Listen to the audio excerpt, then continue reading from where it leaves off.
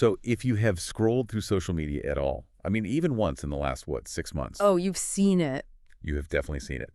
It's that terrifying, glowing visual of your favorite influencer, or maybe just your neighbor, sitting on their couch, looking like a futuristic welder. Or a glowing Hannibal Lecter. That is usually the vibe. Exactly. They're wearing these rigid, glowing red masks, and they swear up and down that blasting their face with red light is the secret to eternal youth. Right. And I have to admit, my first instinct is to just roll my eyes. Yeah. So hard. It just feels like another expensive gadget that's going to gather dust in the bathroom, Next to the jade rollers, yeah. Exactly.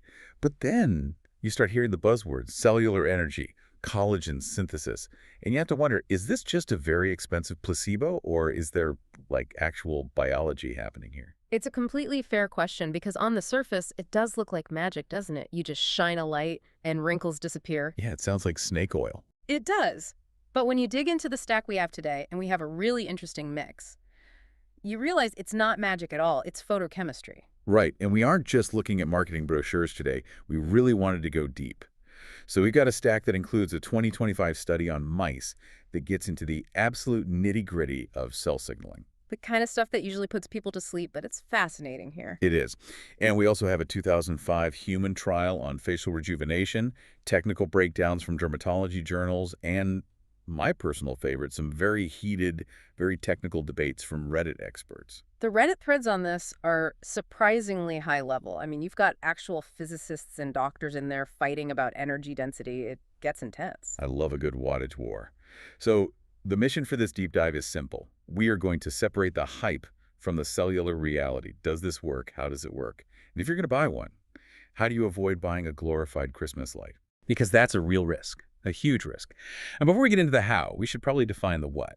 We're mainly talking about two specific types of light today. Okay. Red light, which is usually around 633 nanometers, and near infrared, or NIR, which is around 830 nanometers. And just to be clear for everyone listening, red light is the one you can actually see, the bright red glow. Correct. And near infrared is invisible to the human eye. You can't see it, but your cells can definitely feel it. Okay, let's unpack the mechanism first, because this is the part I really struggle with. If I shine a flashlight on my arm or sit under a desk lamp, nothing happens. My skin doesn't get younger.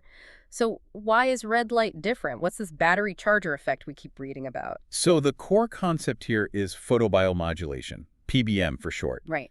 And the best analogy really is charging a battery. Your cells have these tiny little power plants called mitochondria. I think we all remember that from high school biology. The powerhouse of the cell. Had that drilled into me. Exactly. And inside those mitochondria, there's a very specific receptor called cytochrome C oxidase. Cytochrome C oxidase. That sounds, I don't know, like a villain in a Marvel movie. It does, doesn't it?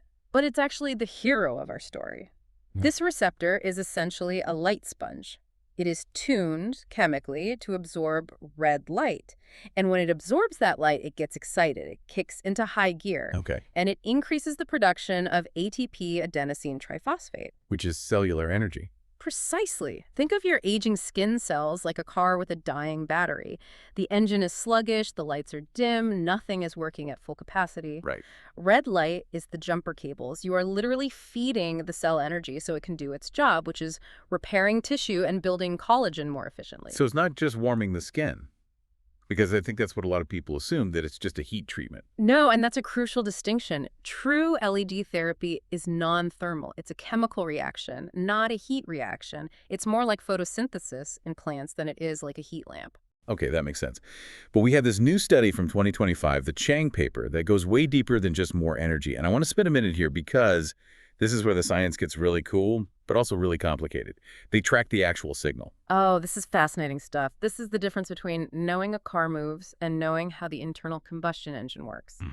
So in this mouse study, they found red light triggers a specific cascade.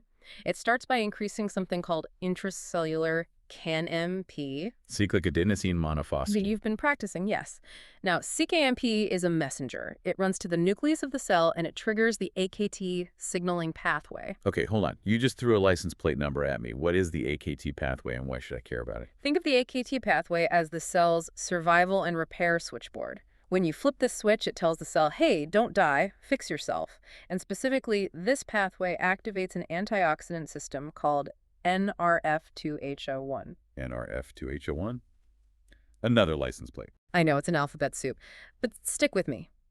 This system does two things. First, it stimulates the production of type I collagen. That's the structural support of your skin. Okay. But secondly, and this is the part I love, it specifically inhibits MMPs. MMPs. Matrix metalloproteinases. I like to call them the collagen eaters. The collagen eaters. That sounds terrifying. It's what happens when we age. These are enzymes that naturally break down our collagen. They're like the demolition crew. So let me see if I have this straight. I want to use an analogy here because my brain is swimming in acronyms. Think of your skin like a mattress factory. Okay, I like this. The fibroblasts are the workers stuffing new cotton into the mattress. That's the collagen. The MMPs are the vandals who break in at night and rip all the stuffing out. Perfect. So as we age, the workers, they go on strike, and the vandals get more aggressive. That is exactly right. And this red light, through this AKT pathway, effectively hires a security team to kick out the vandals, the MMPs, while simultaneously giving the workers, the fibroblasts, a massive bonus. So they work overtime. That is a perfect analogy. You are stopping the degradation while you are boosting the creation. And this isn't just theory. In that 2025 study, they saw this specific pathway led to a thicker dermis and improved skin smoothness in the mice. So that's the engine under the hood. But we mentioned there are two wavelengths usually involved here, red and near-infrared. Why do we need both? I mean, why not just blast red if it does all that cool stuff to the mattress factory? Because the factory has different floors, we have to look at the physics of light penetration. Red light at that 620 to 750 nanometer range, it only really hits the surface. Okay. It's absorbed mostly by the epidermis and the superficial dermis. So that's your fine lines, your skin tone, the glow that people talk about. Right. But near infrared, which is 750 nanometers and up, is like a stealth submarine. It travels right through those top layers without getting absorbed, and it penetrates deep into the muscle, the connective tissue, even bone. And this is the stuff used for pain relief, right? Correct. Physical therapists use it for inflammation and joint pain, but for the skin, it's doing something unique. We have a study here by Russell that showed a fascinating synergy. They found that 830 millimeter light, that's the near-infrared, targets the cell membrane. The membrane. Yeah, it specifically affects things like macrophages and mast cells. And macrophages are the cleanup crew of the immune system. Exactly. They handle inflammation. So while the red light is targeting the organelles inside the cell to make energy, the near-infrared is working on the cell membrane to reduce inflammation and unblock these metabolic chains. It's a pincer maneuver. You're attacking the problem from the inside and the outside at the same time. It really is. The study suggested that combining them restructures the skin significantly better than using either one of them alone. Okay, so the mechanism makes sense. The biology checks out. But now I have to put on my skeptical hat. Because mice are great, and I'm happy for them and their smooth skin, but they don't get crow's feet like I do. Does this actually work on real human faces? The clinical evidence is actually quite strong, provided you look at the high-quality studies. Let's look at that Russell study from 2005 again. This was a human trial. Okay. They treated subjects with a combination of 633 millimeter and 830 millimeter light. And the numbers were, well, they were almost too good to be true. They were impressive.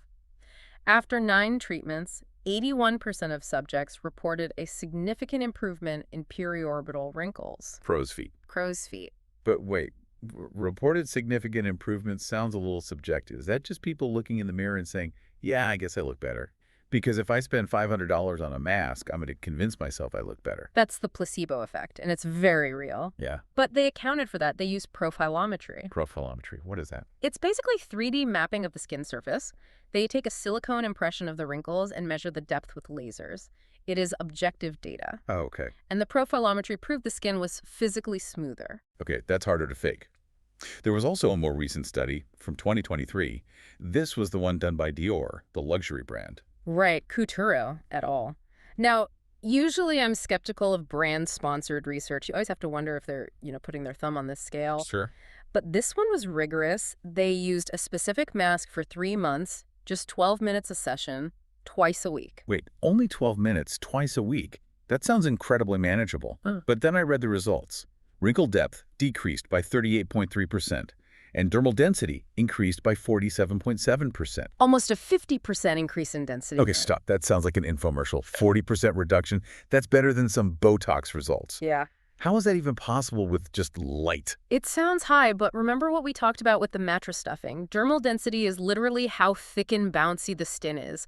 If Hmm. you're reactivating the fibroblasts to produce collagen for 3 months straight, you are physically thickening the dermis. All right. You aren't just stretching the skin, you're structurally rehabilitating it. But, and there's always a huge but, we need to talk about the timeline because I feel like people buy these masks, they use them for 3 days, see nothing, and throw them in a drawer.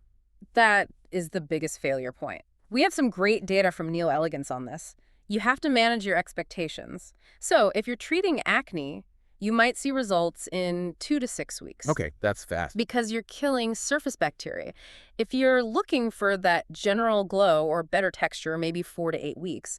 But for anti-aging, for that collagen rebuilding we talked about, that's the long game. How long? You typically won't start seeing real structural changes until 4 to 12 weeks in. And the collagen building actually continues for up to 6 months. So if you quit at week 3, you basically quit right before the miracle happened. Exactly. Consistency is absolutely key. You can't hit the gym once and expect to look like a bodybuilder.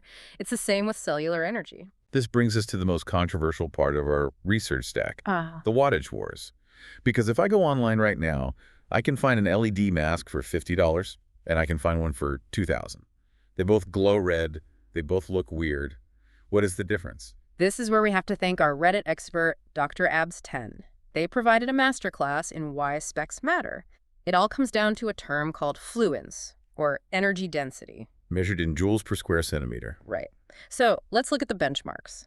A medical-grade device, something you'd find in a derm's office like the Dermalux TriWave MD, delivers about 240 joules per square centimeter. 240, got it. That's the gold standard. Now, some of the cheap masks you find online, the ones that pop up in your Instagram ads for $49, they tested as low as 0.2 joules per square centimeter. Wait, 0.2 Yes. versus 240. Yes.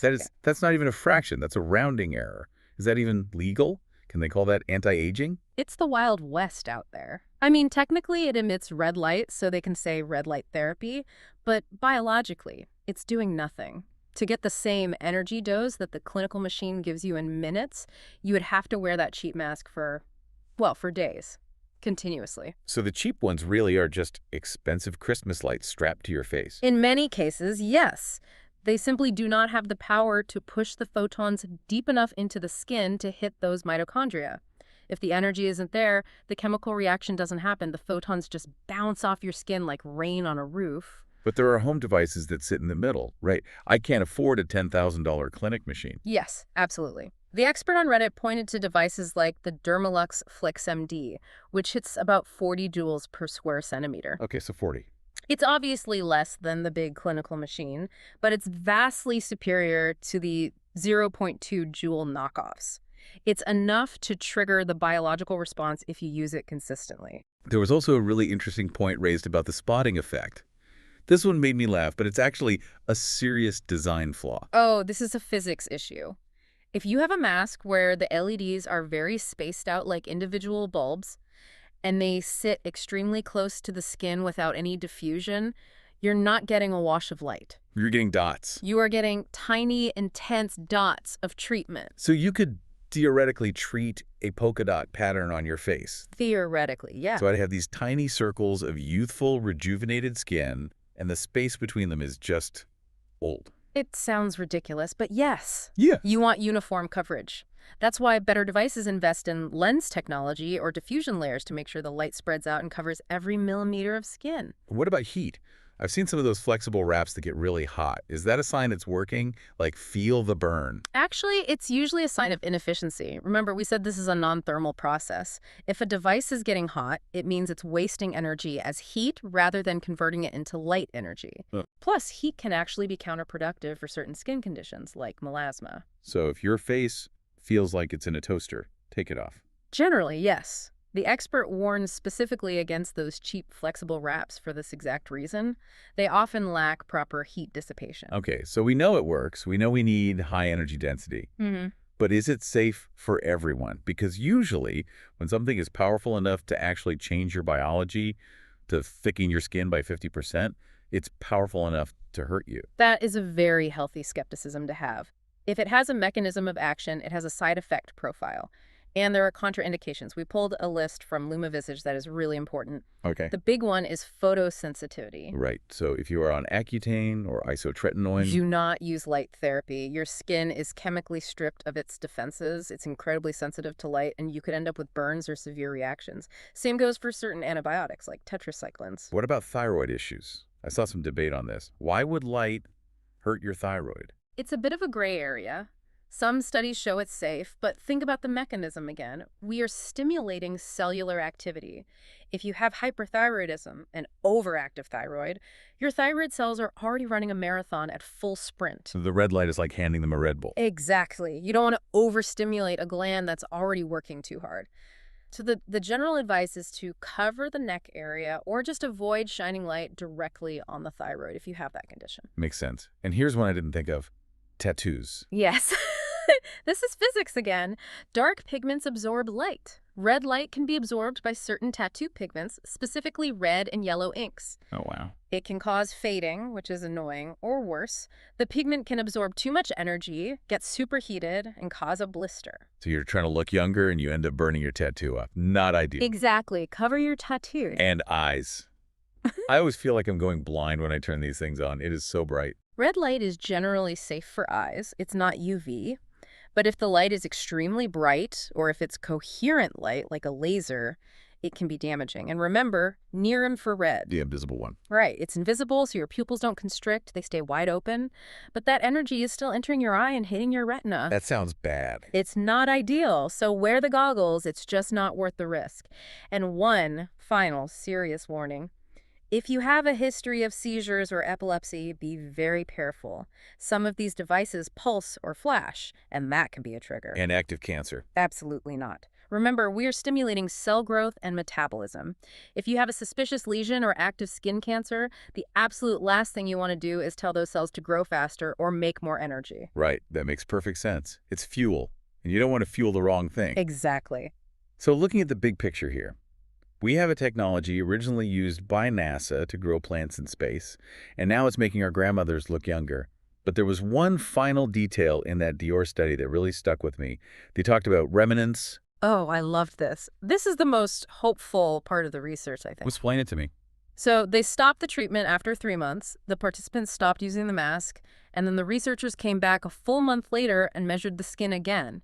And the skin was still improved. The effects hadn't reverted. That is fascinating. Yeah. Because with most skinned, like a moisturizer or even hyaluronic acid, if you stop using it, you look dry again the next day. Right. Those are maintenance treatments. This suggests that LED therapy is rehabilitation.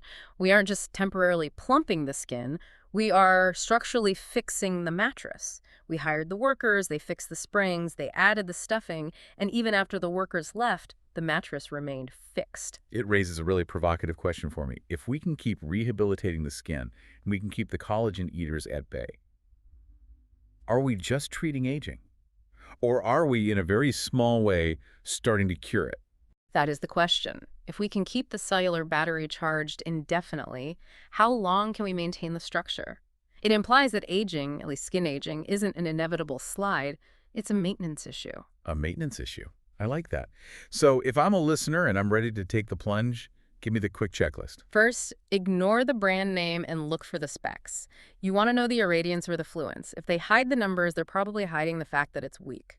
Second, look for the wavelengths. 633 nanometers and 830 nanometers are the gold standards. And third, patience. Yes. Commit to 3 months. Take a before picture, because the changes are gradual and you might not notice them day to day, but the biology is happening. Something to think about next time you see someone looking like a glowing welder on Instagram. Thanks for diving in with us. Always a pleasure.